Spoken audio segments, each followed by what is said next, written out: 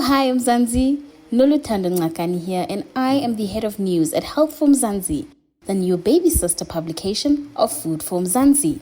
Now, Health for Mzansi is not just a regular publication about disease and illness.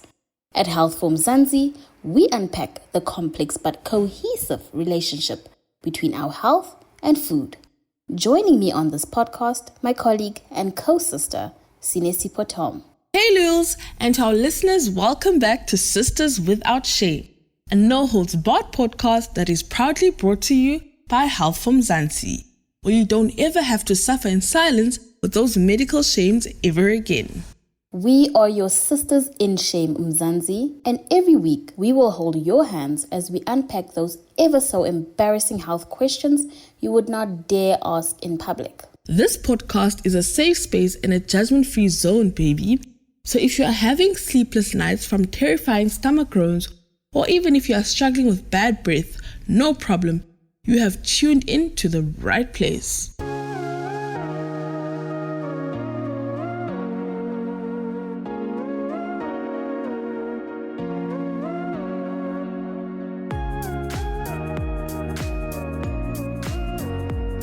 Summer is almost here, and I am frankly ready to wrap up September. September is a month of horrors sometimes in South Africa. Yes, it's spring, you have allergies to deal with, and the anxiety that comes with the long weekend on Heritage Day. For us single folks though, long weekend was meat-filled and relaxed. Now I am patiently waiting for December. I think if you're in a relationship and your person did not get married this weekend, high shame, or winner at life, or champion, or chippy yadi chippy, or dese. Njolo is really a pandemic, Luz, but we have a friend in crisis to attend to. Now, as our listeners know, on every episode, we will listen to a voice note, read a WhatsApp, or email message received from a Health for Mzansi reader. Remember, your messages are confidential and we will never mention your name unless you want us to. Who is our friend in crisis this week, Sine? This week, we have a voice note from Mahikeng in the Northwest. Hello, Lulu. Hello, Sine. I really love peanut butter, man. I love peanut butter and usually have at least 2 spoonfuls at breakfast, lunch, and supper. But recently, it has been giving me stomach cramps, nasty burps, and causing very violent farts. I eventually realized that it was the peanut butter, so I eliminated it and proof had no symptoms. I experimented with adding it back and it caused instant stomach pains and vomiting. Then I was convinced that I had a bad batch of peanuts and I tried a low-calorie peanut butter powder. But the same symptoms returned. I'm only 22. How do I know if I am allergic or have a peanut intolerance? Sometimes your body does things that are downright unexplainable. Imagine eating peanut butter for years and then suddenly it just decides to betray you. On Health from Mzansi, I also explored some myths on food allergies and food intolerance. Food allergies seem to be on the rise, but misconceptions about them often get in the way of a condition being properly diagnosed and treated. This week, I had a chat with clinical dietitian Bernice Venter, who gave a little more clarity on what the difference is between food intolerance and food allergies. She also explained the process of an immunoglobulin E test, or an IgE test. This test tests food intolerance in the blood. We're talking about food intolerances and allergies and stuff. What are the symptoms then of food intolerance?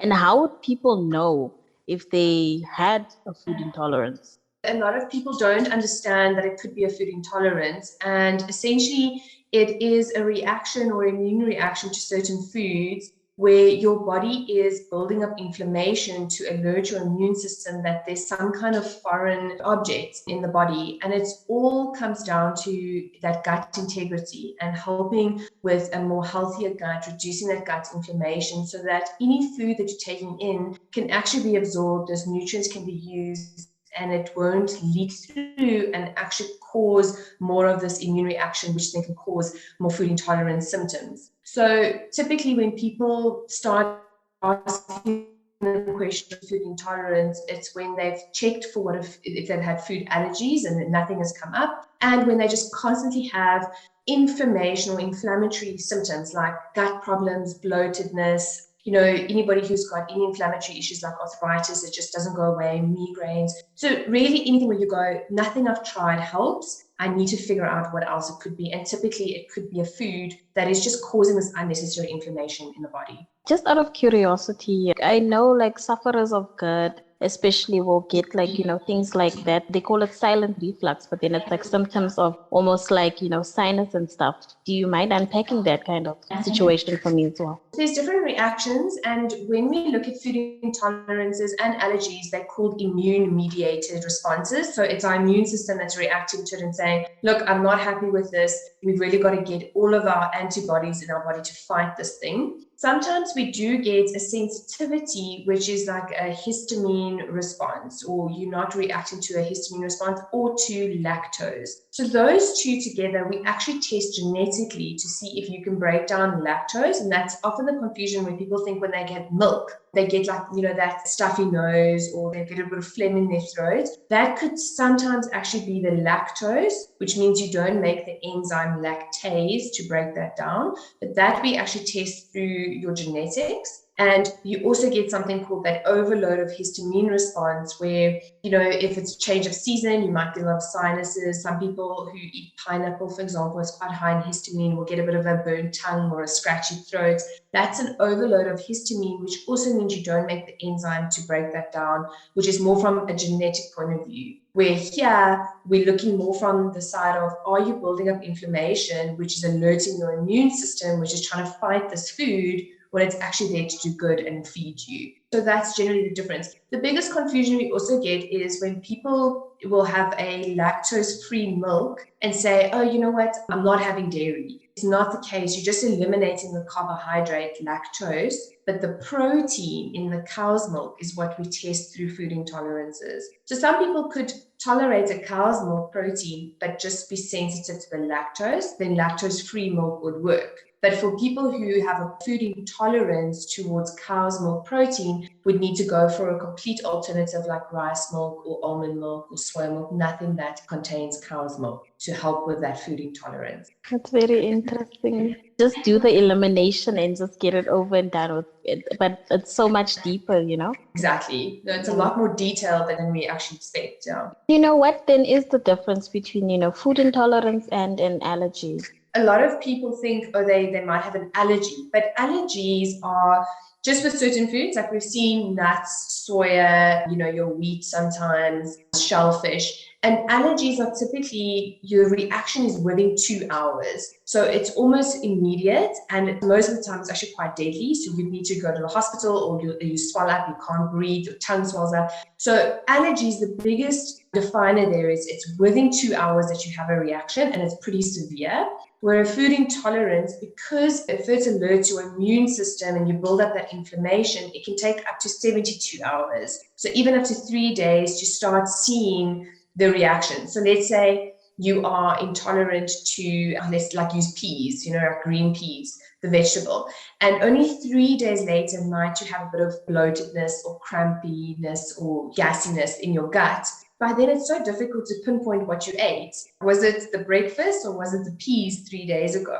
And that's where the food intolerance test comes in to help you identify which foods you react badly to, so that you know what to look for from 3 days ago from what you ate. So the biggest difference is allergy reaction within 2 hours. Food intolerance can be up to 72 hours of seeing a symptom. And the allergies are pretty severe, but the food intolerances aren't as severe, but obviously it causes a bit of a poor quality of life because you're constantly bloated, or your constantly tummy's running, or then it's constipated. So it's just more about long-term. These food intolerances can cause a bit of uncomfortableness and a poor quality of life. How then do food intolerance tests work? Do you have to go to a doctor to do it, or is it something that you see for yourself, like you just said, like you wait, or time will tell? Yeah. And that's what all the studies have shown now. Food intolerance testing, or this IgG testing, is very new, especially in South Africa. And so the studies have shown, and in the past we've done elimination diets, but first of all, that takes a while. Sometimes people are eliminating foods they don't even have to eliminate. So, you'd rather want to look at what does the result say, what does your result say, and let's get down to it and eliminate what is necessary. These just help equip you to get there faster and to be a bit more specific. The other thing is we often eliminate just the culprits that we think, like gluten and cow's milk. Those are the easy ones. Shame. I mean, poor gluten and cow's milk, they always get the blame, and it's not always the case. So, here with a lot of the food intolerance tests, we look at 222 foods, so there's such a variety. We look at nuts and vegetables and even things like gelatine or even like your cocoa, etc. So we can really get a broad picture of a lot of different foods that can give you that reaction, not just the typical ones that we blame on. And so the test, you get different ones. You get a rapid one where you can, do a finger prick and you can literally do it right then and there on your desk and see which foods come up. But those are generally about 20 foods that we test. But if you're doing the full spectrum of 222 foods, and the most accurate way is to actually send it off to a lab and let them run it through the technology to determine how many antibodies do you build up against certain foods. Some reports will show the red foods, you're highly intolerant to, let's say, 5 different foods, and then it will show how many antibodies you built up against that. Because remember, now it's your immune system responding. Like cow's milk could come up as 105 units per mil of antibodies, and peas could come up as 30. So now we know cow's milk is far more elevated than peas are. We want to eliminate both, but cow's milk definitely gives a more intense reaction. So a blood test, fortunately, it's not going to draw vials and vials of blood.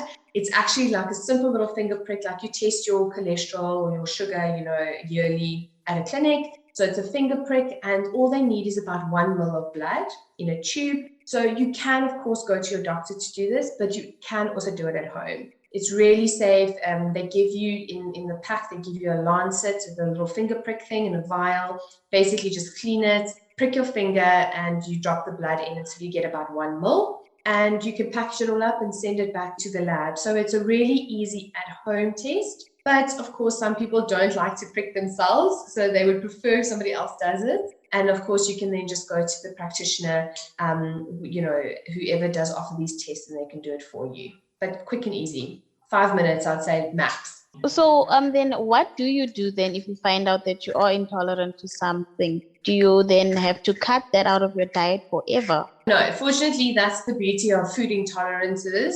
Most people with food allergies would probably need to avoid those foods for quite a long time. Some people do grow out of them, but for the most part, they need to avoid. With food intolerances, what we'd like to do is eliminate those highly elevated foods, the foods that come up with high amounts of antibodies, and we eliminate those for 3 months. So the point here is to reduce the exposure of this food to the gut and work on gut repair at the same time. It doesn't help you eliminate these foods, but you're not healing your gut, because of course we want to reintroduce these foods later so that your gut can handle it and you won't have that immune response. So we work on gut repair with a bit of fiber, probiotics, a few other supplements that are needed, a bit of glutamine to repair. And then after 3 months, you can actually start reintroducing these foods again that you've eliminated and see what the reaction is. So let's take, for example, it's peas that you've now had to eliminate. You would then, after 3 months, eat peas today, and you would wait 4 days. If there's no reaction, if there's no symptom that you previously had before,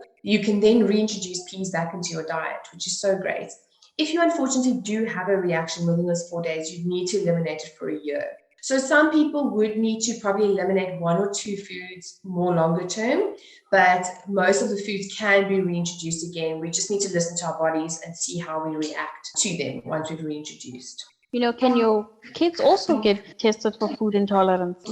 Yes, definitely. So because we test 222 foods, we obviously want a nice exposure. We want our bodies to be exposed to a range of different foods for the test to be accurate. So we do suggest that you only test children after 2 years of age to make sure they've got a nice variety, varied diet. Lots of kids at a younger age are still only eating 1 or 2 types of foods, or they're not getting a nice variety in. So it is better then to test after 2 years for it to be as accurate and reliable. Of course, if you are allergic to a certain food, we don't recommend obviously that you then include it for exposure because you are allergic to it. So we leave that out completely. If you have been eliminating, let's say, gluten because you thought that was what was giving the issues, we do recommend to just have 1 or 2 gluten types of foods before you test, just to see how your body would react, on the test, to see what that exposure is like and how many antibodies you build up against it. But yeah, if you are allergic, don't include it.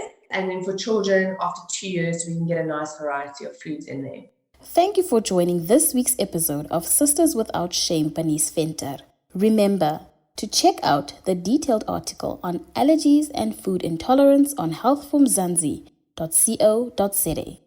Now remember, if you are in a medical jam, you can send an email to hello@healthformzansi.co.za. That's HELLO@healthformzansi.co.za.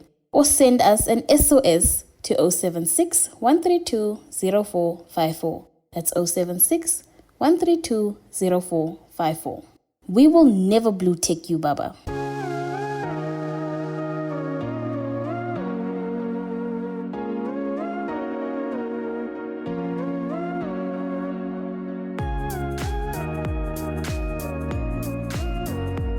Ooh, shame. I feel like every episode of Sisters Without Shame is a journey. Again, there are things that I must assess. Maybe it's time to wave goodbye to gluten in my life because all those symptoms of intolerance Bernice mentioned, I do have. What's the take-home message for you this week, Sine? Imagine not eating gluten though. I'm sorry, but I'm a pasta stan. For me this week, I'm amazed at the number of foods that can be tested for intolerance. We always blame the usual suspects like dairy, gluten, and shellfish. Kanti, it could be a pea causing you all this grief. Sometimes leave gluten alone. I also can't imagine an existence without gluten. Oh, girl, gives me anxiety. That brings us to the end of episode 9 of Sisters Without Shame, proudly brought to you by Health from Zanzi. From me, Lulu Ngakani. And me, Sirisipo Tom. Have a great week and remember to show us some love by sharing this podcast with a friend.